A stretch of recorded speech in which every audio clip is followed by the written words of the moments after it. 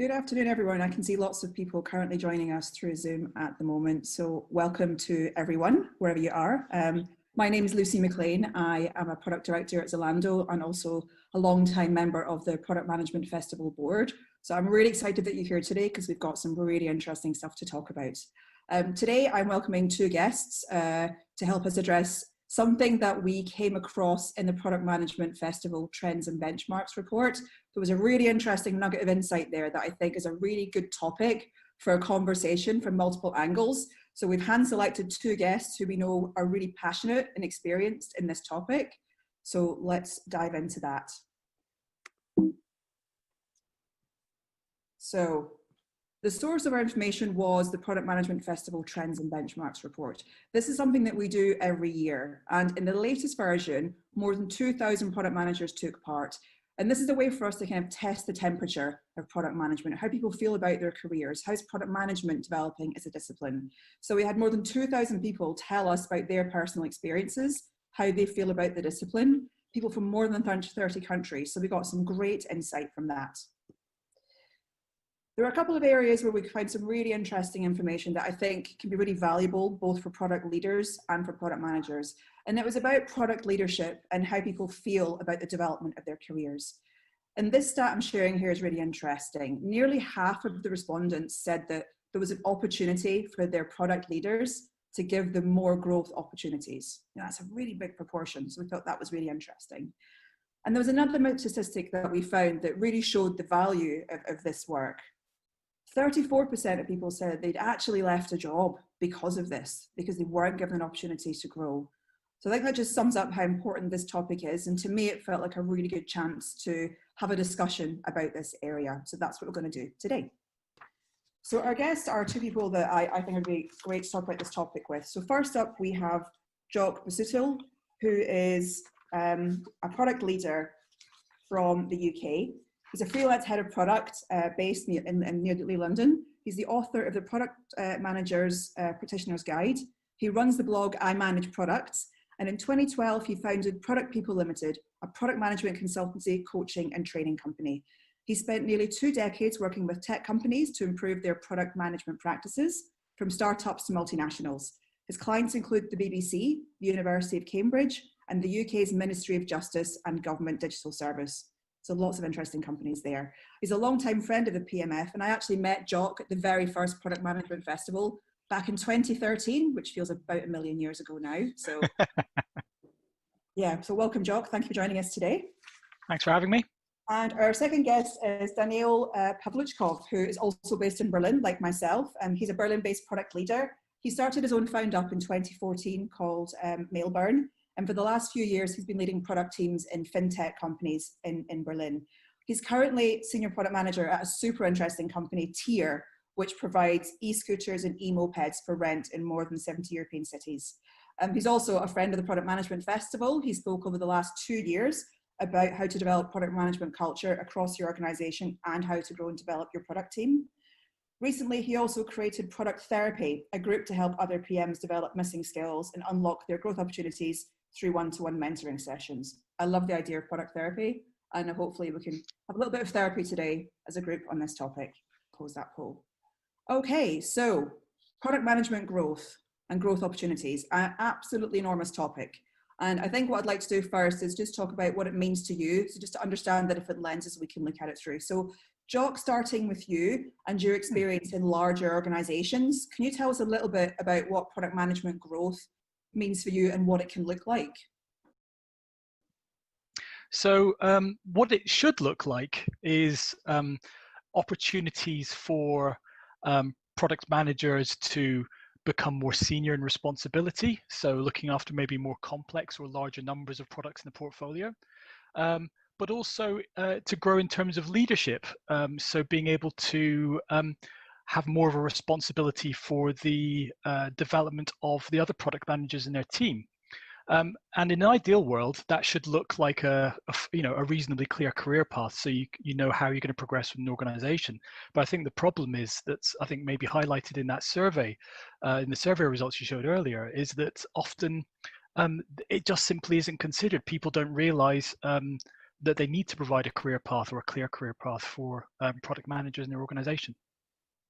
Thanks, Doc. And Daniil, thinking about your experience with startups, both with your own and the ones that you've worked at, what kind of lens can we also look at this through in that sort of situation as well? I think that growth is an ongoing process that directly connects to innate desire of every single product manager to be as competent as possible.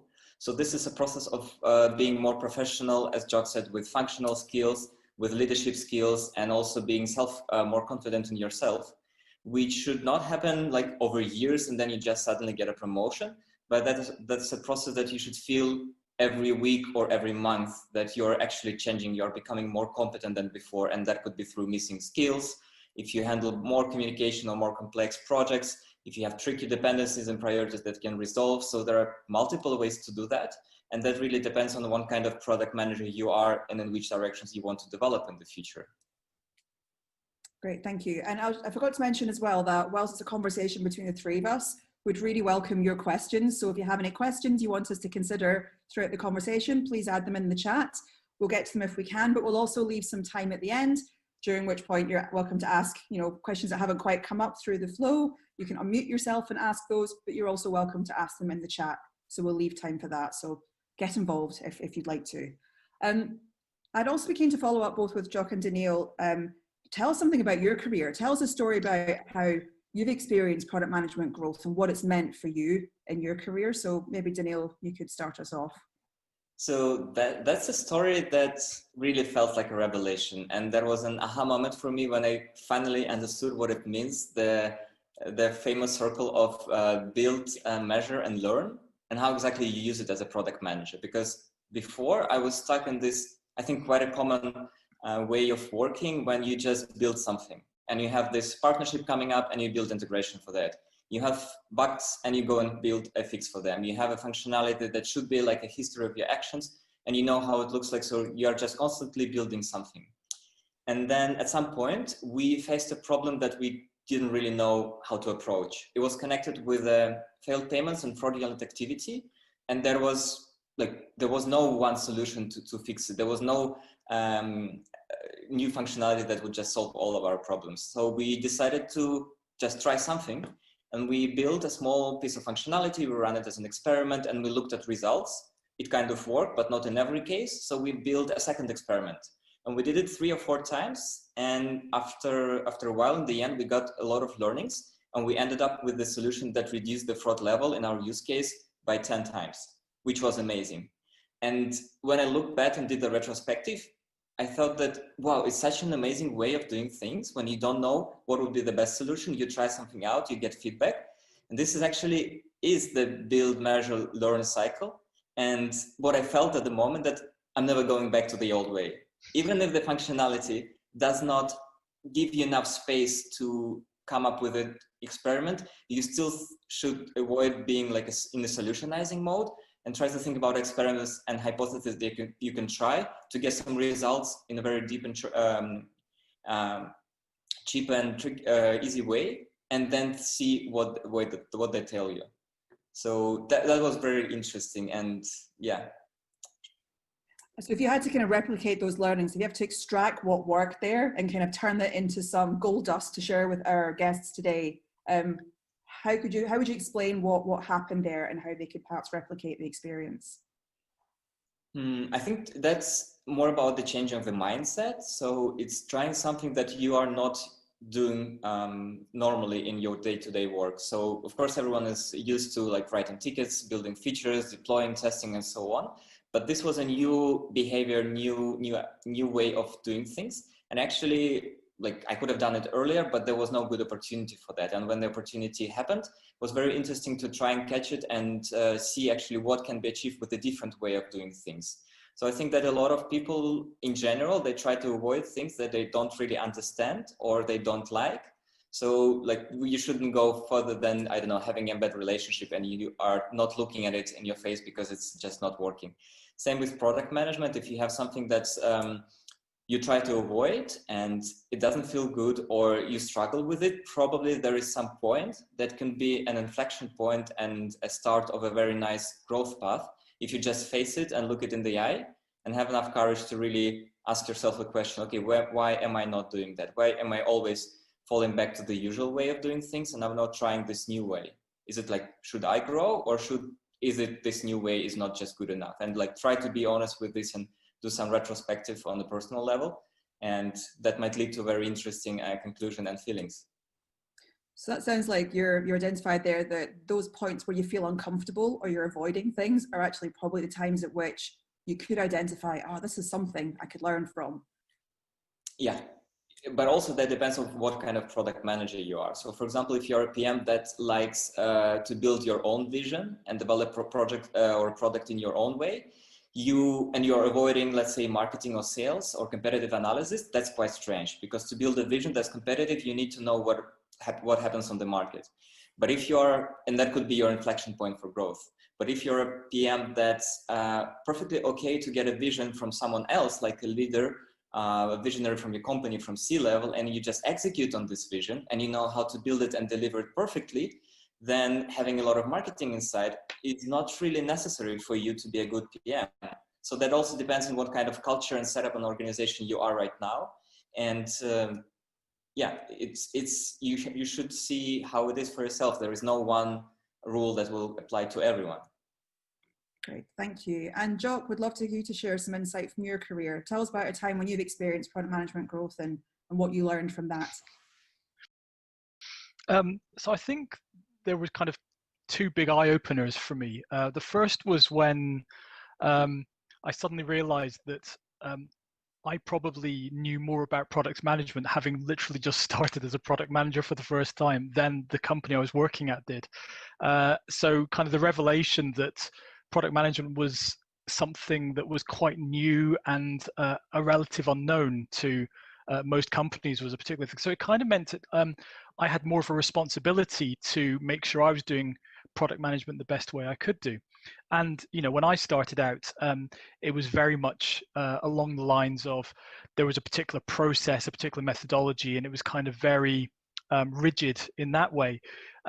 And then so the really big revelation was when I suddenly realized through exposure to things like the government digital service in the UK, agile methodologies that I hadn't necessarily come across before, that there was actually a way of being far more user-centric about things, and that you didn't have to follow the process rigidly. You could actually determine what it was you were trying to achieve and then figure out what the best way of achieving it was. And that was quite a big revelation at the time. Now looking back, it's like, well, how on earth did we manage to do it at all? But then you sort of see all of these different products that companies create that just kind of push along down the path to launch without really any consideration of what problem they're trying to solve for which groups of people. So for me, that kind of revelation about the most important thing is the focus on the users. Process is largely irrelevant. Process is there to help you, not to control you. And starting from that basis really was, I think, probably the big turning point for me. Great, thank you. And I want to kind of approach this question from the perspective of a product leader and what product leaders can do. So with that hat on, I want to pick up on a couple of questions in the comments. So as a product leader, how do you create growth opportunities for your team? What can that look like? And obviously one way is becoming a people manager, but what other ways are there that we can approach this? And also, how do you measure product management growth? Jock, do you want to take that one? Yeah, let's, well, there's plenty of ways.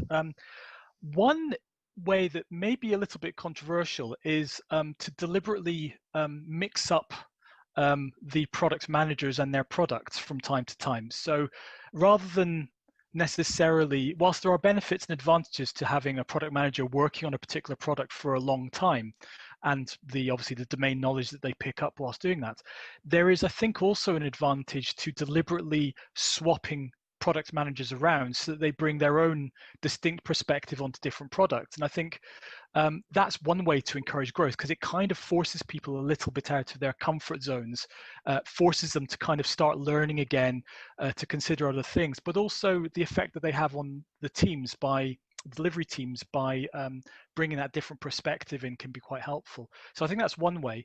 I think another way is to make sure that there are opportunities for people to learn from each other. So I'm a very big fan of kind of peer-to-peer learning, so communities of practice and that kind of thing, where actually rather than the product leader, in inverted commas, being the person that tells the team how they should be good product managers, I, to be honest, learn far more from the team of product managers that I've looked after than I would have been able to share with them as a leader. So setting up a good community of practice where you can take advantage of that kind of exponential growth in learning from lots of product managers sharing with each other, I think is one of the most useful ways to get growth happening in your organization. And can we go back to that point about swapping people around teams? Because I think that's one thing that when that option is presented to product managers, it might be quite hard to identify really what that can add rather than just doing the same things again that I already do.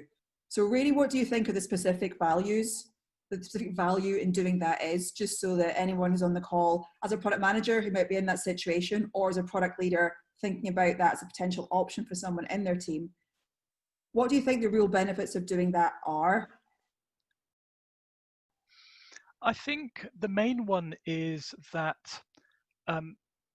ideally, multiple products in your organization's portfolio should be tackling different problems at the very least, if not for different groups of people, but certainly they should be different problems. And so in that regard, being able to, or being forced in a way to consider the problem in a different way, or to think about a new problem rather than continually optimizing the one you've previously been used to, can be a way of kind of slightly freeing up your thinking and meeting different challenges. I think it's really all about that idea of getting stuck in a rut. And I found that when I was working on products for 2-3 years at a time, that after a while you'd almost kind of go into kind of automation mode, in the sense that you've kind of been there, done that, got the t-shirt, and you're not really having to think too hard. You're seeing the same problems, you're meeting them the same way, you're making the product slightly better, but you're not really having to think too hard about it. And what I really wanted to do is to avoid that stagnation setting in with other product managers and throwing them at a different product, which is solving a different problem, possibly for an entirely different group of people. I felt was a really useful way of shaking up the thinking and getting people learning again. So it gives them exposure to different domains, different teams. And I think it's a way to stress test your toolkit, isn't it? If you've always worked with stakeholders in one specific way, it gives you a chance to see if that works for other people with other ways of thinking and other priorities.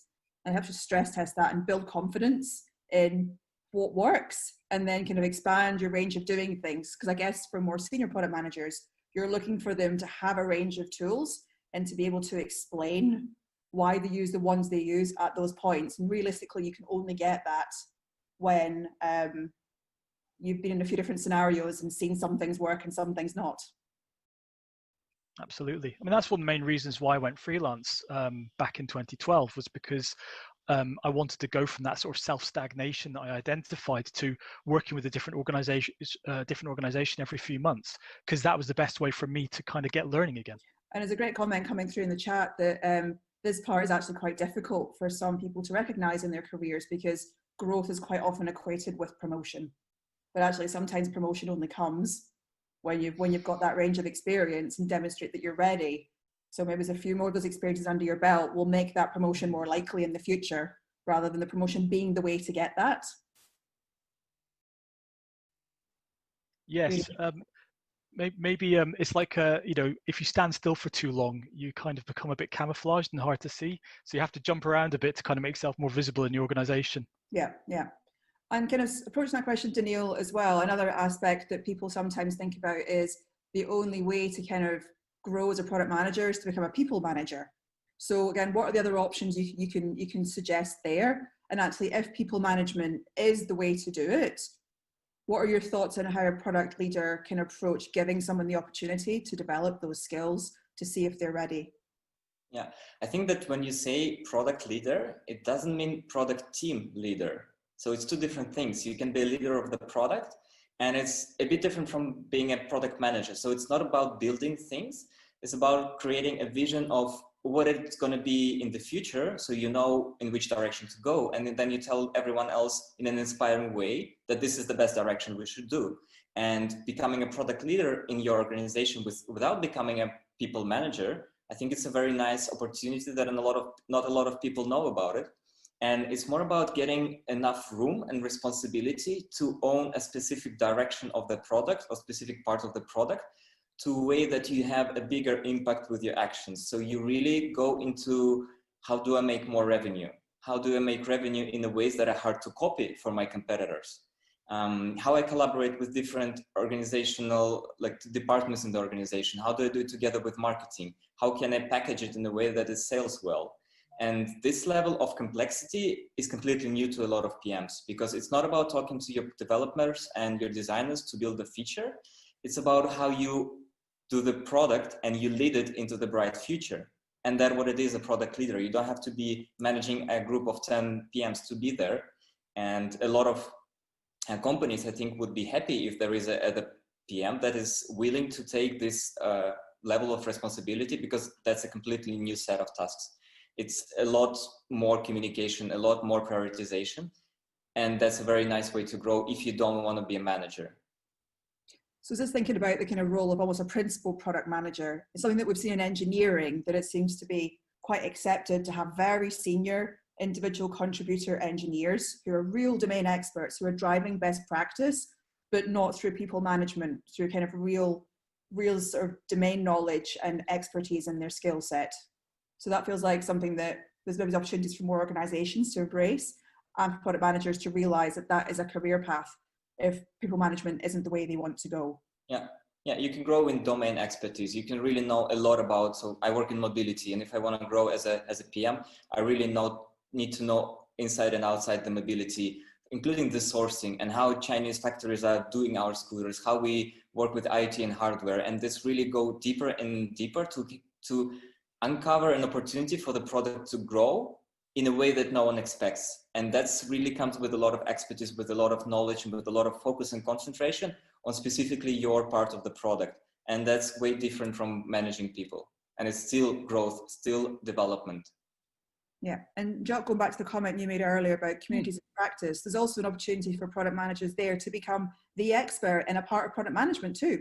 Is there something that they really passionately care about, that they can be setting best practice and kind of leading and becoming a thought leader that way as well? Absolutely. Hopefully people have been familiar with the concept of either the T-shaped person or the pie-shaped person. So in other words, you have a generalist kind of coverage of a number of different topics to help you be a product manager. But because of your own particular background, you might have a particular specialism that you can bring to the role. In my case, I happen to come from a relatively technical kind of IP networking background, because that happened to be the first company I worked at university. And I occasionally scare developers on my team by knowing far more than I should do about very specific things. But in terms of taking the benefits of that, if all of the product managers in your team come from differing backgrounds, whether it's design, user research, technical or development backgrounds, or indeed something completely outside of the usual areas, so maybe psychology or things like that, then absolutely you want them to be able to help share around that information and that experience and that knowledge with the other members in their team, so that everyone can get a bit better at the technical stuff, which might be a gap for them, or everyone can get a bit better at user research if that's a gap for them, or everyone can get a bit better at understanding development methodologies and frameworks if that's a gap for them. So I think, yeah, absolutely. The strength of the communities is because it relies and takes advantage of the natural diversity that you'd expect to see within a team. And it makes the team much greater than the sum of its parts if they're all acting just purely as individuals focused only on their own products. So you mentioned there about identifying gaps, and there was a question right at the start of our talk today about how you measure product management growth. So Jock, I know this is something that you've thought about before. So how can a product leader or a manager of product managers kind of measure or explain how they measure product management, and also how can product managers measure how they're doing and where their gaps might be? I know this is something that you've done some interesting work on it in the past. Thank you. Yes. So the first thing is I wanted to differentiate between the performance of a product and the performance of its product manager. So in other words, how could I concentrate on the development, the personal development of the individual, rather than necessarily whether their product was making revenue and that kind of thing. And the way I happened to do this was to get all of the members of my team, first of all, to agree on what the most important traits were of a product manager, both in terms of technical skills, so what technical skills do you need to be a product manager in our organization, but also what are the soft skills, what kind of emotional intelligence did they need to be able to be an effective product manager. So once we agreed on these categories, we all just did a very simple scoring exercise, 1 to 5, on how they rated themselves on these particular areas. And then we collated those results, and that was kind of interesting, and that gave me useful things to focus on in one-to-ones if they felt that they were not so great in a particular area, or if they felt they were particularly good, they could share that experience, and I'd encourage them to kind of almost present to the rest of the team something they were expert on. But where it became really, really interesting was when I did the same exercise using the same traits and got their respective delivery teams, so the developers, designers, the user researchers, whoever was in their delivery team, to score their product manager on the same terms. And seeing where the differences were was kind of interesting. One of two things would happen. Either the product managers would be almost lacking confidence in their own abilities and be scoring themselves really low in an area that the team thought they were really good at, or sometimes you get the other case happening where maybe some were overconfident in their abilities, and actually the team saying, yeah, you're not so good at that, you should really maybe put a bit more focus and attention into being better at that. And obviously it was all done anonymously, so I didn't want any people kind of making a big deal about it, but it was interesting to see where a product manager's self-view matched up with how they were perceived by their team, who they work most closely with, and where they were out of alignment, and that was useful in itself. So there's a few parts that are quite interesting. I guess a lot of companies have a set of product management role expectations. So I guess the first thing is to find out if your company does. Have a look at them and see if you understand them. But underneath that, it sounds like you also do a piece of work there for the team themselves to reflect on those expectations if they exist, and just see, actually, to do that job here in this team on this product, what is important? What are the things that we as a group need to know? And then from there, you do your team reflection and your self-reflection. And then through that, identify what comes next. It's kind of mindfulness. I think it's one of those things where we're so busy that we don't actually spend that much time reflecting on how well we are doing our jobs. I mean, sometimes we're kind of given a rude awakening when we're told quite bluntly when we're not doing it well. But it's kind of nice to make sure there's good alignment between the product manager, what the organization's expectations are, how the team is working, what their expectations are, and just having some kind of thing. You don't need to do this very often. Maybe no more than once a quarter, maybe only every 6 months would be sufficient, just as a kind of temperature check. But it's quite valuable. And also, I think when you start to look at it over a series of, over a period of time, then saying, last quarter we saw that you weren't so great at public speaking. Since then, you've done in your personal goals several more talks. How do you feel about public speaking now? Are you a bit more confident in it? Has it had the desired effect? So it's almost taking the experimental approach that Daniil was talking about earlier and applying it to your own personal development. I think lots of people have said, treat yourself like a product. And I think experimentation and, measuring yourself and being, forcing yourself to be honest about, are you actually getting better at this, or are you just still putting it to one side and being uncomfortable about it, like Daniil was saying, is something we should keep an eye on. Great, thank you. And there's some great advice coming through the chat of a website with the PM wheel on it you could use to kind of understand the skill set. Another one I've used before is the PM Daisy. So there are a couple of different tools you can use to kind of unpick, what makes up a good product manager, what's important, and can identify where the gaps might be. So going back to Daniil, we're going to put you in a situation now. You're a product manager, you've done this analysis, you've found your uncomfortable spots, you've identified some things where you want to grow. How do you have that conversation with your manager? How do you get that space to do these things? What kind of persuasive arguments can you make? So it's funny because I did it a month ago for myself with my manager, so I can share my recent experience. And basically, we had this personal development plan that has a matrix of skills, and then you have functional skills like technical understanding, UX simplicity, consumer science, and so on. We also have a section that is it's about leadership and vision and business maturity.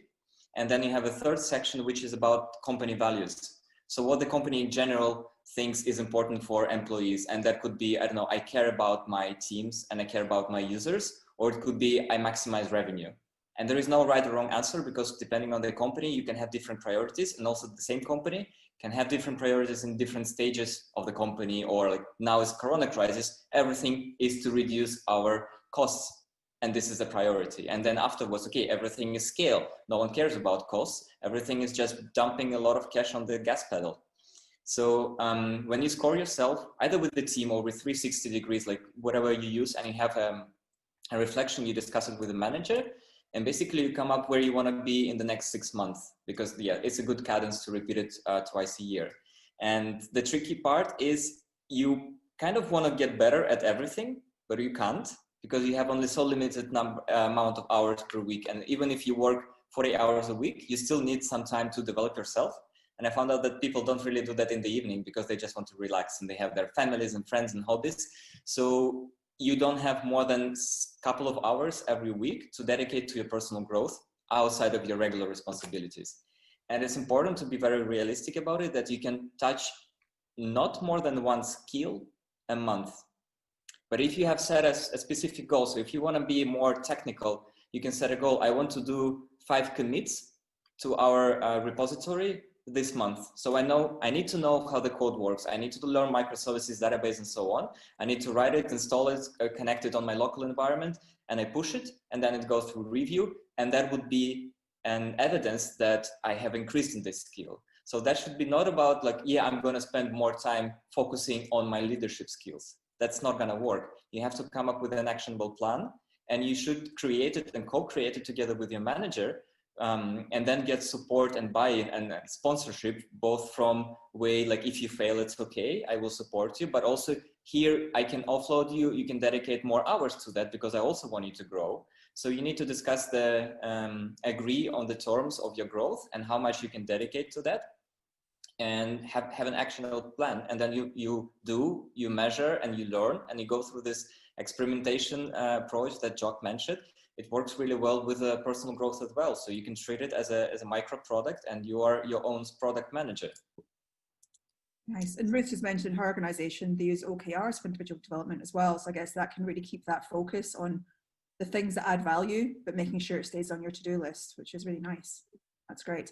And I think another thing that's important is that we expect product managers to be very proactive. You know, that's one of the really important skills, and actually being proactive in your own career development is a great way to demonstrate that.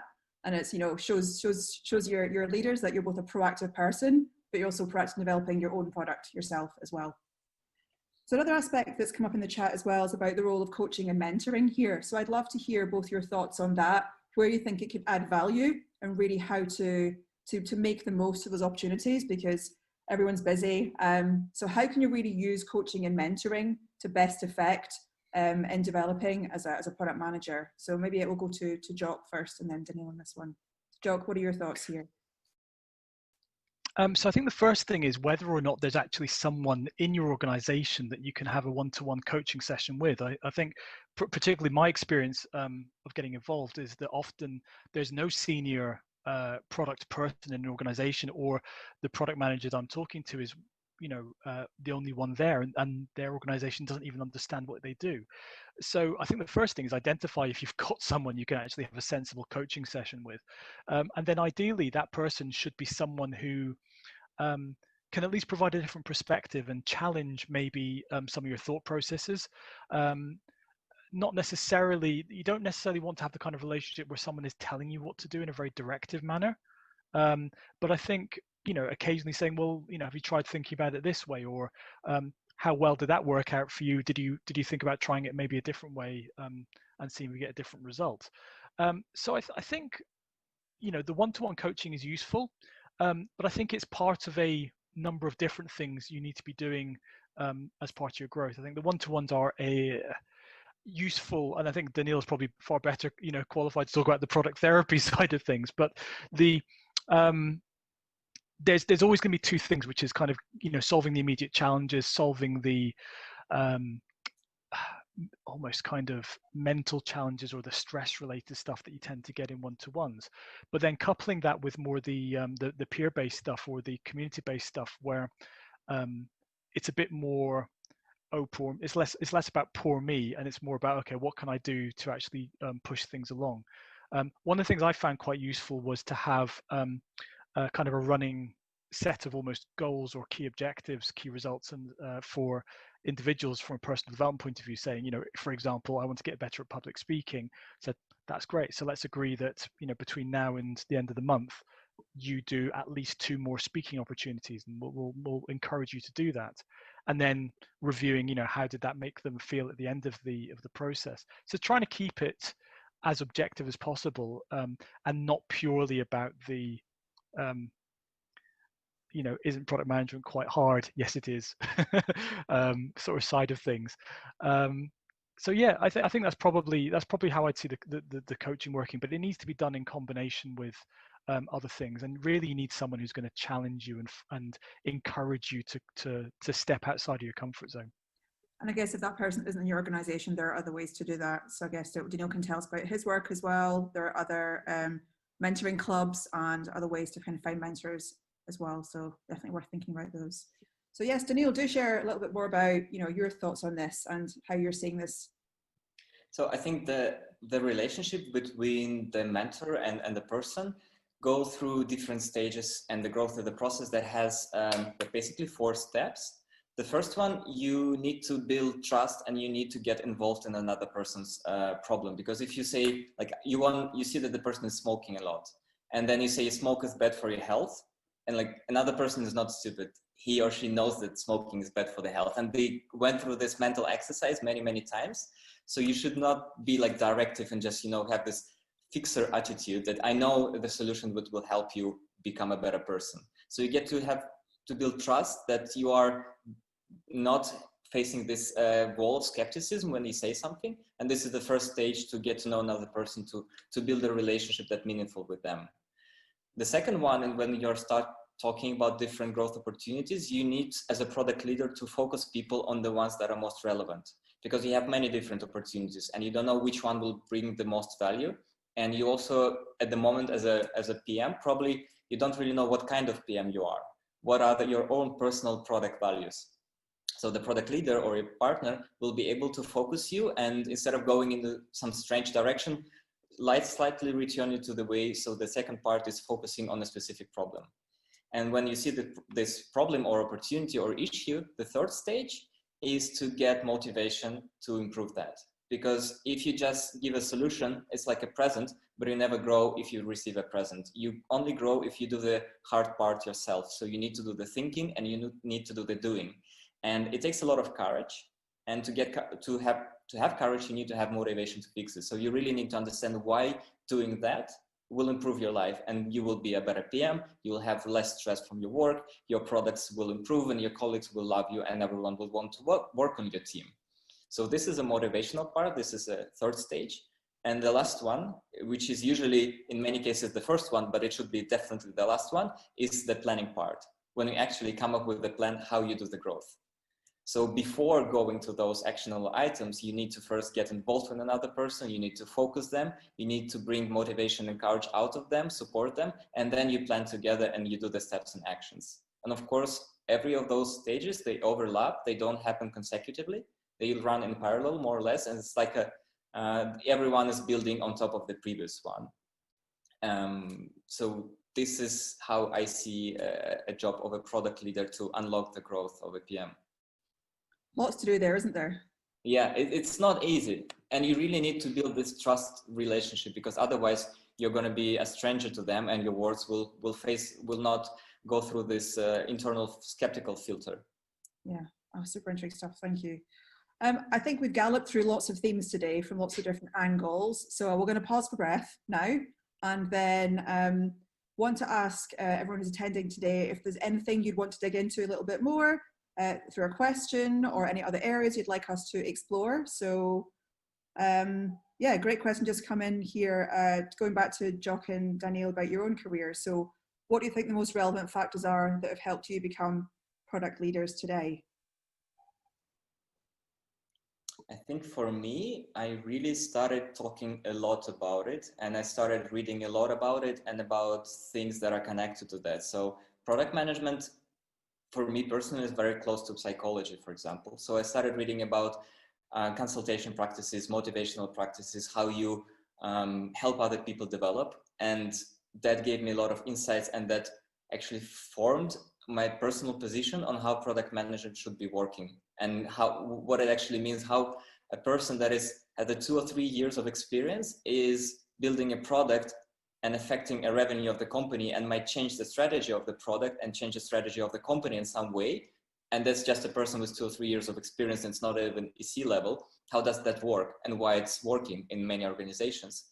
So talking to other people outside of PM world, talking to other PMs as well, is what helped me understand what I value. And when you like hear another person, you see, oh, I agree with that, or no, this is not what I share in this opinion. So doing that more often just helped me understand more about what kind of person I am in this particular dimension of product management.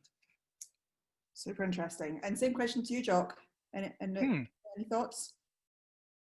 Yeah, I think the thing that shaped me most, one was being thrown into lots of different things, lots of different problems to solve. When I started working at university, I went and joined a startup, and this was around about sort of early, right at the beginning of the millennium, if that doesn't date me too much. And being a startup, which then went through the dot-com bubble bursting and most of the company being laid off, I suddenly found myself responsible for a whole bunch of things that I wouldn't otherwise have had access to. So I was the marketing department and the IT department and the receptionist and the person giving product training. And whilst I wasn't necessarily the product manager at that point, I did get exposure to a lot of things, and suddenly just had to get good at stuff. So I think that helped me kind of grow as a product person, just having to take responsibility for getting stuff done, but also having to learn about the fact that you don't know a lot of stuff, and you have to be given the opportunity to learn about that. And so encouraging the people I look after to try out new things and not be afraid of failing or being perceived to fail just because you don't get it right first time. That's okay, it doesn't matter. So that's been really helpful. And I think the other really big insight was when I sort of sat down with myself and said, right, I'm going to become a team manager soon. I'm going to be looking after product managers. From my own experiences of being managed well and badly, what kind of product leader, what kind of product team manager do I want to be for the people in my team? In other words, how can I avoid making the same mistakes that my managers sometimes made with me? And how do I need to be helpful in different ways based on different personalities and differing needs of the individuals in my team? So in the same way as we kind of regard our own personal growth as a product, I regarded each of the team members that I was looking after as my users. And I had to understand their needs to understand how I could solve their problems or help them to solve their own problems. So that was kind of another big revelation for me. Great, thank you. Ruth has just made me realize we are 48 minutes into a webinar and we haven't mentioned working from home or lockdown. I don't know how we managed that. Maybe it's just it's not a thing, but it is a thing, right? And it has changed things, and it definitely changes the kind of conversations we have about growth and the relationships between teams and understanding each other. So let's talk about that, because it is definitely a thing and will be a thing for much longer. So yes, quick question to you both, starting with you, Jock. Has this changed how we approach these conversations? Are there things we should bear in mind and proactively do differently while we're not able to go to the coffee shop and have these conversations with our bosses? So it's a really weird one, because I'm kind of used to managing teams that were geographically distributed anyway. If anything, it's just become slightly easier. I appreciate not everyone is necessarily used to managing remote teams and so on and so forth, but I find that a video call is a bit better than just a plain phone call. And I was doing quite a lot of the one-to-one sessions over a phone call anyway. So actually being able to do coaching sessions, one-to-one sessions over a video call is actually quite good. I appreciate that if your norm is, getting together in an office and being able to nip out for a nice coffee somewhere from the office, then it's a bit of a change. But in some respects, at least from the one-to-one side of things, I don't think it's really fundamentally changed too much. I think where it has changed is the experience of being near other people in a working environment. And it's a very difficult kind of sense or feeling to put your finger on, because it's all of the stuff. It's kind of the bits where it's quiet and everyone's getting busy, and that's kind of quite a nice library like almost atmosphere. And then sometimes just silliness erupts and you have a laugh for a few minutes, and that kind of takes the pressure off, and then you'll get back into doing the thing you're doing. Or then you have the days where everyone's just in that mood where, oh, we just can't even face it today, so you just kind of almost abandon it and go and have a drink after work, or you go for a coffee or go out and get ice cream or something. I kind of miss those bits, but at the same time, it's like, well, we just have to work with what we've got. So I don't know. I don't think there's any easy way. You can't use Zoom to replace that stuff. You can compensate to an extent, but you can never really get the same sense of feeling and connectedness that you get from when you're sat in the same room as someone. But we'll get through it and we'll get back to it. And one thing I was thinking about as well, I think our lives at the moment are generally run by our calendars, and there isn't so much dropping by your desk to have chats. In a world where we're scheduling time to do things, is this now the time to actually get this in the diary as a thing? Time to focus on this, time to have conversations, making that time to make this a priority. I always was really strict with myself. If something isn't in my diary, even if it just literally involves me, it wouldn't exist and I'd forget to do it. So for me, time management and sticking things in the diary was literally the only way I get stuff done. But that's because I'm a notorious procrastinator, and I need all of the help I can get to keep myself on track. So I would advocate doing that anyway, but it does mean you're kind of playing almost Tetris with your calendar at one point. Not a fun game. I always lose. And Daniil, any thoughts as well on how we can kind of keep this career growth in our minds and our leaders' minds and our teams' minds through this phase, as a phase? Yeah, of course, with remote, a lot of has changed about the processes, how you document things, how you communicate. Everything went async, and that's expected. But another thing that we found useful in our teams, that we have, if you're 8 hours in the office, you're not working 8 hours, because you have a 1 hour lunch break and then you have a coffee or a chat, and you're probably working, 6 hours. And when you're at home and you're having 8 hours, you work for 8 hours. You're completely focused and you do things all the time, and that's not healthy. And I think that you should remember about it. And we started having meetings. We schedule once a week, a 2-hour call on Monday evening to just talk to each other about the weekend and how our lives went. And then we have something like Thursday drinks, also for 2 hours. And it's inside the working hours, it's not after work, where we connect with the team and we just grab a drink online and we talk about things. We discuss travel, discuss new bike models, whatever is interesting for us. And we invest a bit more, or even way more, into person-to-person communication. And we also started one-on-one donuts. So it's like a random meeting with a colleague that you have a half an hour break during the week. It's also really great to talk and you get to know other people more. And the result of that, in our Slack, we started having groups such as bread baking, and people who are baking bread at home, they're now talking about it. And then we have a group about gardening, and we have a group about clay and pottery. And they just formed around people getting to know each one better. And because of the corona, you spend a lot of time at home, you develop new hobbies, and people just started talking about it. And it's really cool because we are stronger as a team, and it's very hard times, but it's easier for us to go through that because we have new ways of offloading our stress by just being more human to each other. And that's really was one of the biggest changes in the last few months. Yeah, that sounds really nice. Yeah, definitely enjoying all the sourdough pictures on my Instagram feed at the moment. Definitely got bread envy there. I'm just thinking specifically about an aspect. I guess some of our work is now a little bit more invisible. So whether that's work that we're doing, work that our team is doing, and work that our bosses are doing or maybe seeing, how do we make sure that where we are developing and growing, that's visible, and that where it needs recognition, it gets it. So what kind of things can we do there to make sure that all the good work that we're doing through these super intense times is, you know, being visible?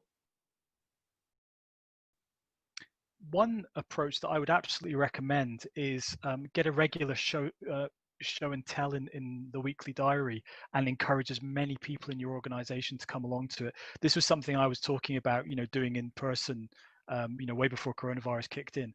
And it's just essentially, you know, the focus is short snippets showing what you've built, what you've learned, to anyone and everyone within your organization.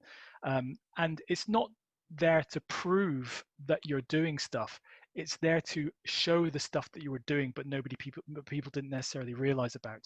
And you can do a very similar format online, you know, by again just showing a few snippets, or showing literally the thing itself if you can. You know, I always favor demos of the actual product, or the actual findings of research that you've done over a huge slide deck every day of the week. So try and get those in the diary. Get lots of different voices speaking. So don't just make it the product manager standing up and doing it. Make it your devs. If they've built something that's really cool that other teams can benefit from, get them to spend 5 minutes talking about it and take a few questions. The trick is not to scare people into thinking they have to present. It's very much about just saying, you're an expert on this. You already know this stuff. Just stand up and tell everyone about something you're really interested and really good at for 5 minutes, and then someone else will stand up and do the same thing. And if you can do that on a weekly basis for 45 minutes at least, you'll be on to a winner. And so many people will be interested in the kind of things you're doing, and you won't have to prove that you're working anymore. People will be able to see what you're doing. Yeah, I think that's such a good idea, and it reminds me of a weekly win session that each of my squads at BBC and Children's used to do. And it was a completely democratic thing, self-organized, with a Google slide that anyone could share anything. And actually, I think for the product managers, it helped to lift the lid on what they did all day. You know, and they were talking about, I was in stakeholder meetings today, I was off meeting this company, I went to user testing, and it just helped people understand what product managers were doing, and gave the team the confidence that we were talking to customers and talking to users. And it felt like a really great way for everyone to celebrate everything they were doing, whether it was coding, testing, design, or filling in spreadsheets. So yeah, I agree. I think it's a great habit to get into, and I agree it can work really well digitally too. Thank you. And again, there's more fantastic suggestions coming through in the chat of systems to use to kind of keep some of that kitchen chatter and the donuts going in this new world. So I think that's fantastic. I really appreciate everyone's getting involved there. I think we're out of time now. I'm sure everyone's got meetings or things burning on the stove to get to for the lunch break. So I just want to say a huge thank you to Jock and Daniel for joining us today, to Anna at the Product Management Festival for keeping us online and running today's session, and a massive thank you to you all for taking part, for your contributions and for paying attention. Anna will follow up with an email where we'll share some of the things we talked about today, some of the links, and again, if you want to find out more about ways to get involved in our product management community, sign up for the newsletter, follow us on LinkedIn, and think about whether you want to join us in the future. You know, we're always looking for people to join our groups, speak at the conferences, get involved in things like this. So yeah, think about how you can kind of share the product management love and share your experience too. So thank you, everyone. Have a fantastic weekend. And thank you again for joining us. Thank you, everyone. Thanks, everyone. Thank you very much. Bye-bye. Thank you. Bye.